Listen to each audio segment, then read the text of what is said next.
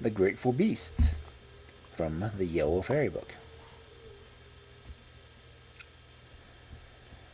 There once upon a time was a man and woman who had 3 fine-looking sons, but they were so poor that they had hardly enough food for themselves, let alone their children. So the sons determined to set out in the world and find their own luck. Before starting, their mother gave them each a loaf of bread and her blessing, and having taken a tender farewell from her and their father, the 3 set forth on their travels. The youngest of the 3 brothers, whose name was Furco, was a beautiful youth with a splendid figure, blue eyes, fair hair, and the complexion of like milk and roses. Sounds dreamy. His 2 brothers were jealous of him as they could be, for they thought that his good looks would be for sure more fortunate than they would ever be. Pretty fortunate. One day all 3 were sitting resting under a tree, for the sun was hot and they were tired of walking. Furco fell asleep, and the other 2 remained awake. And the eldest said to the 2nd brother, "What do you say by doing our little brother Furco some harm? He's so beautiful that everyone takes a fancy to him, which is more than they do for us. If we could only get him out of the way, we might have succeeded better." "I quite agree with you," answered the 2nd brother. "And my advice is that we eat up his loaf of bread, and then refuse to give him a bit of ours until he has promised to let us put out his eyes and break our legs." Wow. His eldest brother was delighted at this proposal, and the 2 wicked wretches seized Furco's loaf and ate it all up, while the poor boy was still asleep. When he did awake, he felt very hungry and turned to eat his loaf, but his brothers cried out, "You ate your loaf in your sleep, you glutton, and you may starve as long as you like, but you won't get a scrap of ours."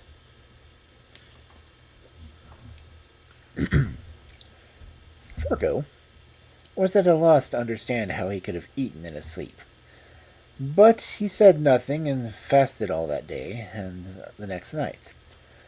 But on the following morning he was so hungry that he burst into tears and implored his brothers to give him a little bit of their bread. Then the cruel brothers laughed and repeated what they had said the day before. But when Furco continued to beg and beseech them, the eldest said at last, "If you will let us put out one of your eyes and break one of your legs, then we will give you a bit of our bread." Brothers. At these words, poor Furco wept more bitterly than before, and bore the torments of hunger till the sun was high in the heavens. Then he could stand it no longer. He consented to allow his left eye to be put out, and his left leg to be broken. When this was done, he stretched out his hand eagerly for the piece of bread. But his brothers gave him such a tiny scrap that the starving youth finished it in a moment, and besought him for the second bit. But the more Furco wept and told his brothers that he was dying of hunger, the more they laughed and scolded him for his greed. So he endured the pangs of starvation all that day, and when night came his endurance gave way, and he let his right eye be put out, and his right leg be broken for a second piece of bread.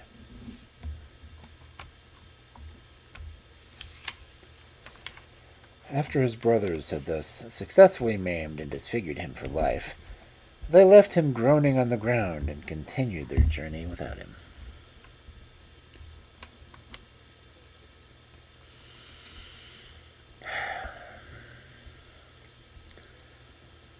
Poor Furco ate up the last scrap of bread they had left him, and wept bitterly, but no one heard him or came to his help. Night came on, and the poor blind youth had no eyes to close, and could only crawl along the ground, not knowing in the least where he was going.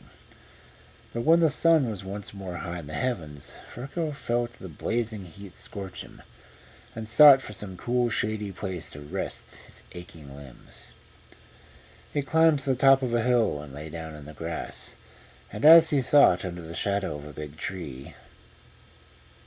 But it was no great tree he was leaning against, but a gallows on which two ravens were seated. One was saying to the other as the weary youth lay down, "Is there anything the least wonderful or remarkable about this neighborhood?"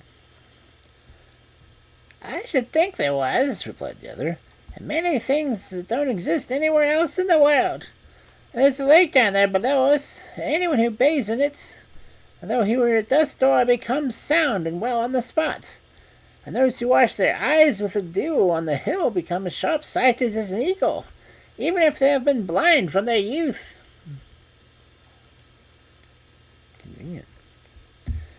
"Well," answered the first raven, "my eyes are in the want for a healing bath, for however heaven be praised, they're as good as they ever were. But my wing has been feeble and weak ever since it was shot in the arrow many times ago.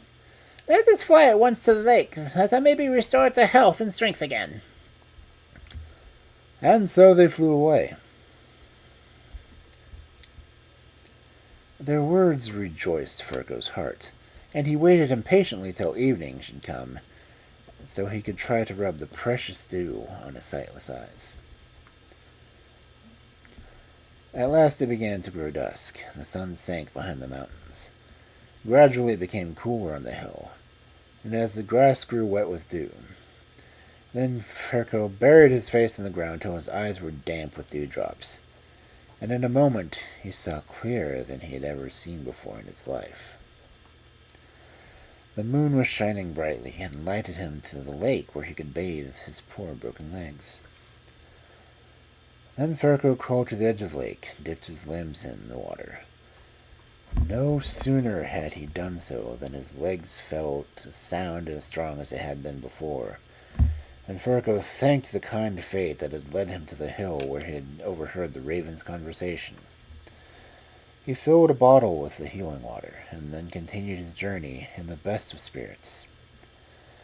He had not gone far before he met a wolf, who was limping disconsolately along on 3 legs, and who, on perceiving Ferko, began to growl dismally.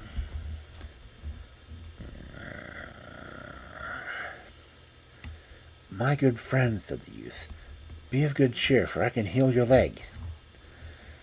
And with these words he poured some of the precious water over the wolf's paw, and in a minute the animal was springing about as sound as well on all 4s. The grateful creature thanked his benefactor warmly, and promised Ferko to do him a good turn if he should ever need it. Ferko continued on his way until he came to a plow field. Here he noticed a little mouse creeping warily along on its hind paws, for its front paws had both been broken in a trap.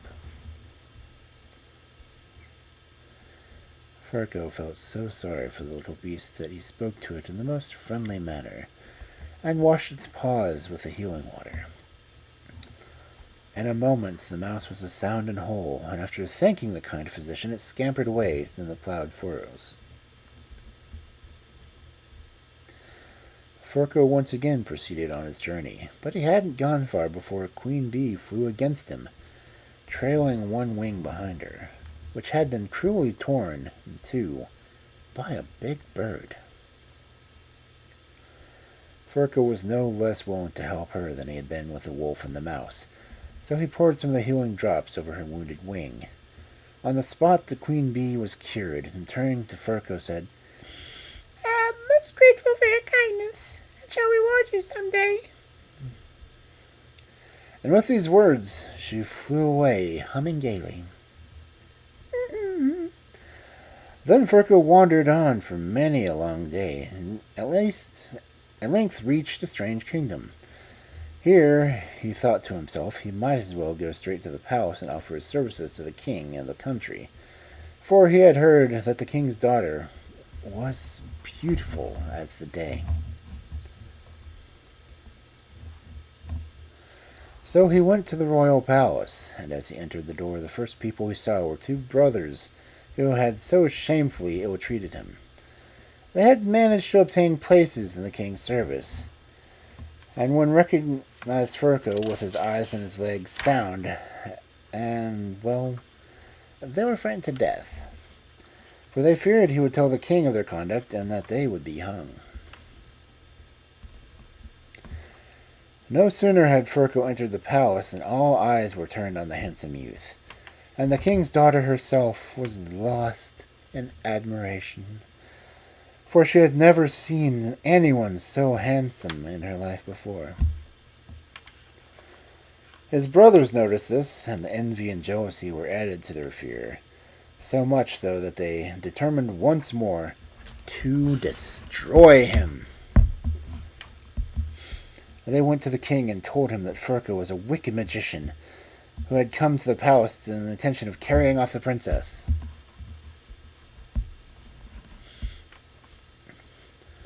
And the king had Furco brought before him and said, "You are accused of being a magician who wishes to rob me of my daughter, and I condemn you to death.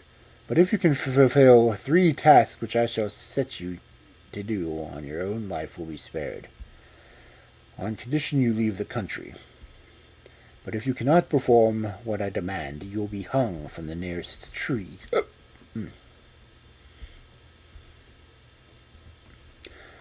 And turning to the 2 wicked brothers, he said, "Suggest something for him to do, no matter how difficult. He must succeed by it or die." They did not long think for it, but replied, "Let him build your majesty in one day a more beautiful palace than this, and if he fails in the attempt, let him be hung."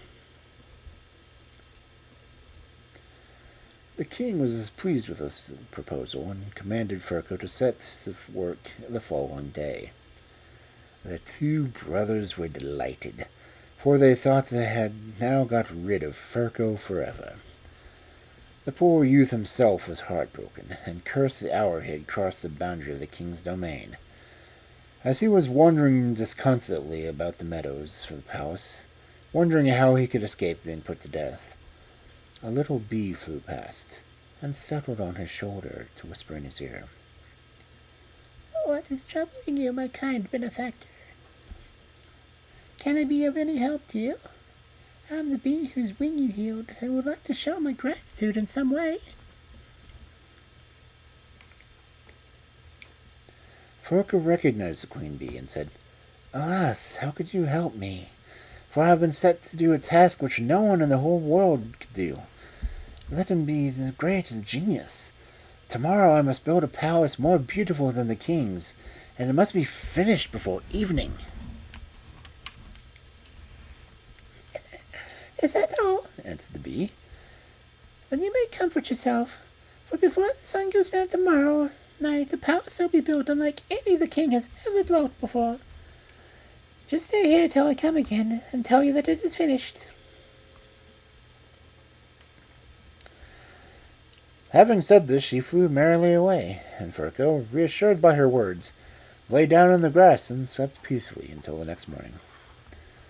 Early on the following day, the whole town was at his feet, and everyone wondered how and where the stranger could build the wonderful palace. The princess alone was silent and sorrowful, and had cried all night till her pillow was wet, for she did much take the fate of the beautiful youth to heart. Furco spent the whole day in the meadows, waiting for the return of the bee, and when evening was come, the queen bee flew by and perched on his shoulder and said, "There is a wonderful palace is ready. Be of good cheer and lead the king to the hill just the other side of the city walls." And, humming gaily, she flew away again. Furco went at once to the king and told him the palace was finished, and the whole court went to see the wonder, and the astonishment was great at the sights which met their eyes. A splendid palace reared itself upon the hill just outside the walls of the city, made of the most exquisite flowers that ever grew in a mortal garden. The roof was of crimson roses, the windows of lilies, the walls of white carnations, the floors of glowing auriculas and violets, the doors of voluptuous tulips and narcissi, with sunflowers for knockers. And all around, hyacinthus and other sweet-smelling flowers bloomed in the masses, so that the air was perfumed far and near and enchanted all who were present. The splendid palace had been built by the grateful queen bee, who had summoned all the other bees in the kingdom to help her. The king's amazement knew no bounds, and the princess's eyes beamed with delight as she turned them from the wonderful building onto the delighted Farco. But the two brothers had grown quite green with envy, and had only declared the more that Farco was nothing but a wicked magician. The king, although he had surprised and astonished by the way the commands had been carried out, was very vexed that the stranger should escape with his life, and turning to the two brothers, he said, "He has certainly accomplished the first task, and with no doubt of his diabolical magic. But what shall we give him to do now? Let us make it as difficult as possible, and if he fails, he shall die." Then the oldest brother replied, "The corn has all been cut, but it has not been put into the barns. Let the knave collect all the grain from the kingdoms into the one big heap before tomorrow night, and if much of a stalk of corn is left, let him be put to death."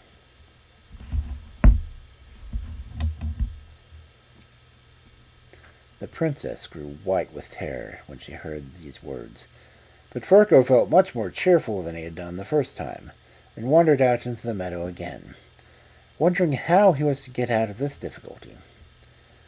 But he could think of no way to escape, and the sun sank to rest and the night came on, when a little mouse started out from the grass at Farco's feet, and said to him, "I'm delighted to see you, my kind benefactor, but why are you not looking so sad? Can I be of any help to you, and thus repay you for your great kindness to me?"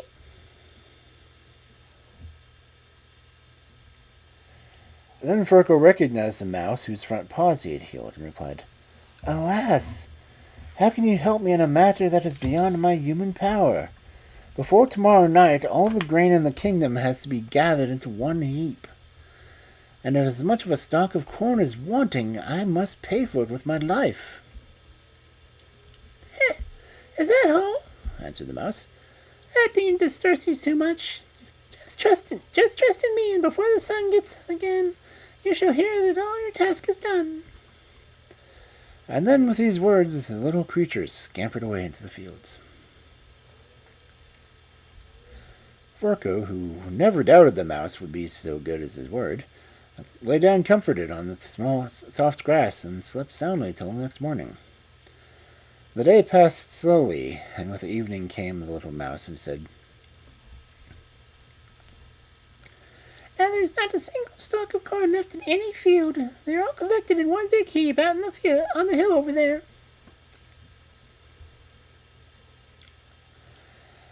Then Farco went joyfully to the king and told him that all he demanded had been done. The whole court went out to see the wonder, and were no less astonished than they had been the first time. For in a heap higher than the king's palace lay all the grain in the country, and not a single stalk of corn had been left behind in any of the fields. And how had all this been done? The little mouse had summoned every other mouse in the land to its help, and together they collected all the grain in the kingdom. The king could not hide his amazement, but at the same time his wrath increased, and he was more ready than ever to believe the two brothers, who kept on repeating that Farco was nothing more or less than a wicked magician. Only the beautiful princess rejoiced in Farco's success, and looked on him with friendly gazes, and the youth returned them. The more the cruel king gazed on the wonder before him, the more angry he became, for he could not, in the face of his promise, put a stranger to death.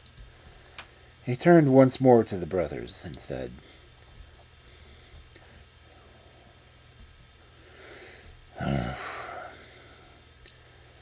diabolical magic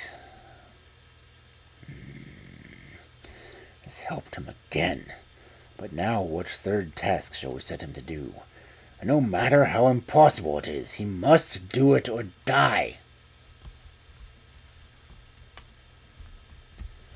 The eldest answered quickly. Let him drive all the wolves from the kingdom on this hill before tomorrow night. If he does this, he may go free. If not, he shall be hung as you have said.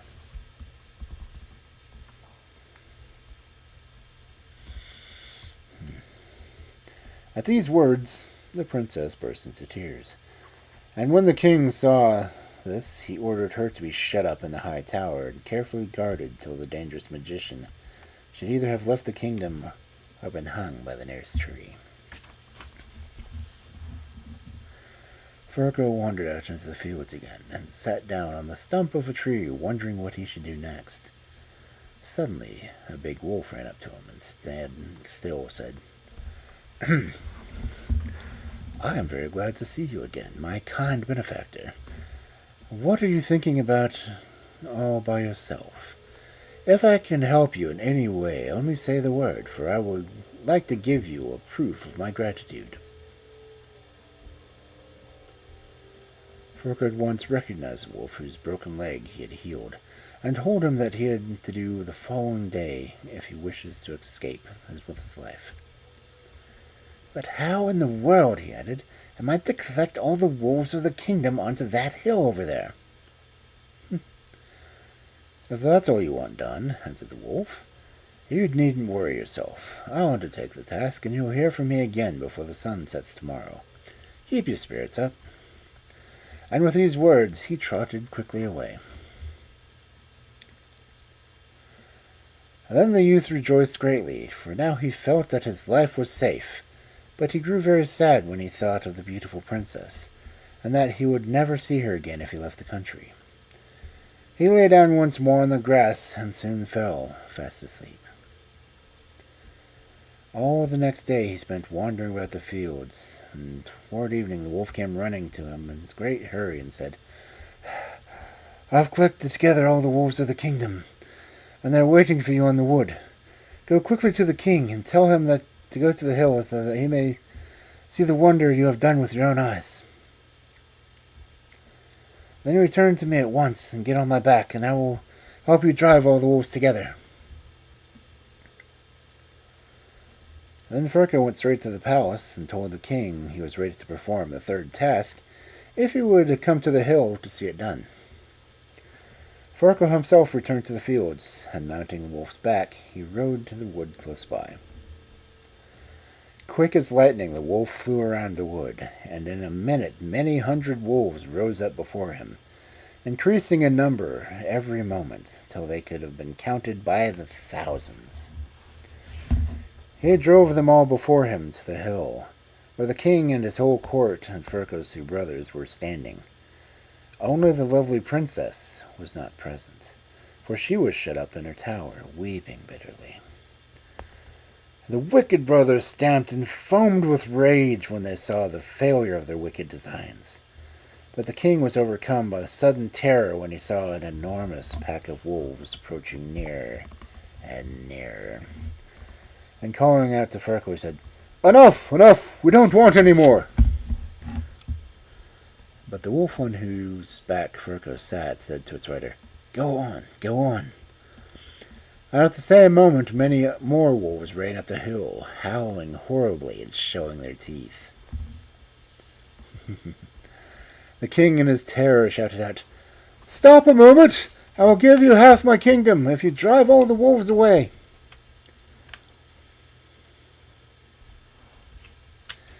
But Furko pretended not to hear, and drove some more thousands before him, so that everyone quaked with horror and fear. Then the king raised his voice again and called out, Stop! You shall have my whole kingdom, if only you were to drive these wolves back to the places they came from. But the wolf kept on encouraging Furko and said, Go on, go on. So he led the wolves on, until at last they fell on the king and on the wicked brothers, and ate them and the whole court up in a moment.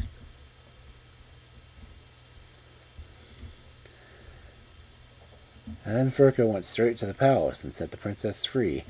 And on the same day he married her and was crowned king of the country. And the wolves all went peacefully back to their homes, and Furco said to his bride that they would live for many years in peace and happiness together, and were much beloved by great and small in the land.